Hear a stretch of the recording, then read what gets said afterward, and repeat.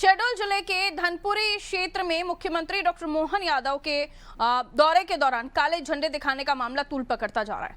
8 फरवरी को water park लोकार्पण कार्यक्रम के दौरान कांग्रेस कार्यकर्ताओं ने शुद्ध पेयजल की मांग को लेकर विरोध किया, जिसके बाद पुलिस ने 3 युवकों को हिरासत में लेकर जेल भेज दिया था। विवाद तब बढ़ा जब इनमें 12वीं के छात्र नाबालिग सत्यम प्रजापति को भी जेल भेज दिया गया, जिससे वो अपनी बोर्ड परीक्षा में शामिल नहीं हो सका। पुलिस पर यह आरोप है कि उम्र का सत्यापन और किशोर न्याय कानून की प्रक्रिया का पालन नहीं किया गया है और नाबालिग को जेल में डाल दिया गया। मामले को लेकर नेता प्रतिपक्ष उमंग सिंगार ने सरकार पर निशाना साधा। वहीं कांग्रेस के प्रदर्शन पर मंत्री विश्वास सारंग ने पलटवार करते हुए कहा कि कांग्रेस राजनीतिक रोटियां सेकने के लिए बच्चों का उपयोग कर रही है और नाबालिग को प्रदर्शन में लाने वालों पर कार्रवाई होनी चाहिए।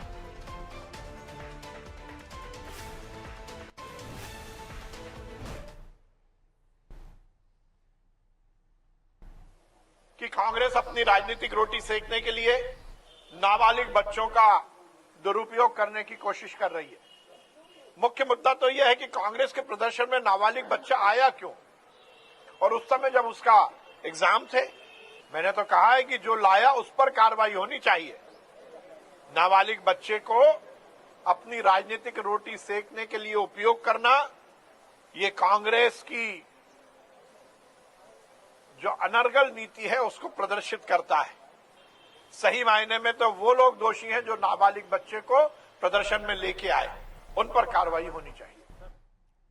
तो देखिए, एक नाबालिग बच्चा जिसका कांग्रेस ने अपने प्रदर्शन में लाकर वो गलती हुई और पुलिस ने उम्र का सत्यापन किए बगैर उसको जेल में रखा, जिससे वो अपनी 12वीं की परीक्षा नहीं दे पाया। तो दोनों ही तरह से इस बच्चे के साथ तो अन्याय हुआ।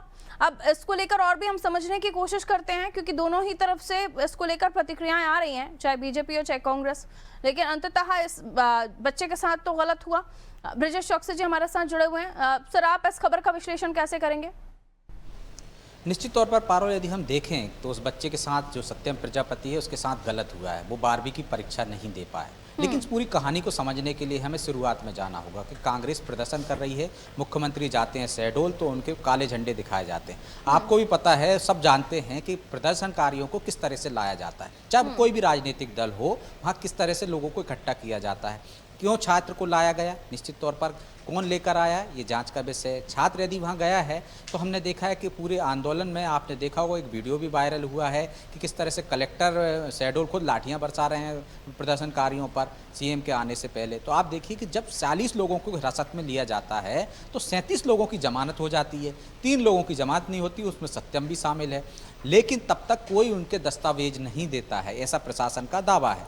अगले दिन उनके वकील दावा करते हैं कि हमने प्रशासन को दस्तावेज दिए थे, जो मार्कशीट हैं वो दी थी, आधार कार्ड दिया था जिसमें सत्यम की उम्र 17 साल 8 महीने है, यानी वो नाबालिग है, 18 साल का नहीं हुआ है, और उसे बड़े की जेल में रखा गया। इसके बाद प्रशासन सतर्क हुआ और उसको जमानत के प्रयास किए गए। लेकिन वहाँ वकील अड़ जाते हैं, वो कहते हैं कि बाकी के 2 लोगों को भी जमानत दो, तो उनके दस्तावेज वापस कर दिए जाते हैं। हालांकि प्रशासन का कहना है कि हमें कोई उसके नाबालिग होने के प्रमाण नहीं दिए गए। जैसे ही पता चला उसकी जमानत दे दी गई और टीआई ने खुद उसे 50 रुपये देकर भेजा कि जाके परीक्षा दीजिए। 2 घंटे पहले छोड़ दिया गया, लेकिन छात्र परीक्षा नहीं देता है। तो क्या इसके पीछे छात्र को मोहरा बनाया जा रहा है? कौन लोग हैं उन्होंने जिस कोशिश की है कि वो परीक्षा ना दे?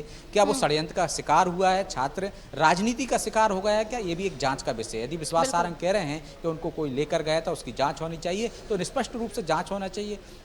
क्या वहाँ पे ऐसे प्रदर्शनकारी थे जिनको पैसा देकर ले जाया गया था कथित रूप से, या जो छात्र गया था उसको परीक्षा देने से किसी राजनेता ने ही या पार्टी के कार्यकर्ता ने ही रोका है कि वो सियासत का मोहरा बन जाए और कांग्रेस अपनी राजनीतिक रोटियां सेक सकें? तो निश्चित तौर पर यह जांच का विषय है, एक छात्र के भविष्य का सवाल है। और वो छात्र की पृष्ठभूमि पर हम जाएं तो उसके पिता कोई कांग्रेस से नहीं आते हैं, वो कैसे वहाँ का आंदोलन में पहुंचा? और जब कांग्रेस कार्यकर्ताओं को पता था कि उसकी परीक्षा है तो तत्काल उसकी रिहाई की कोशिश क्यों नहीं की? 37 लोगों की जमानत हो जाती है लेकिन 3 लोगों की जमानत नहीं होती है।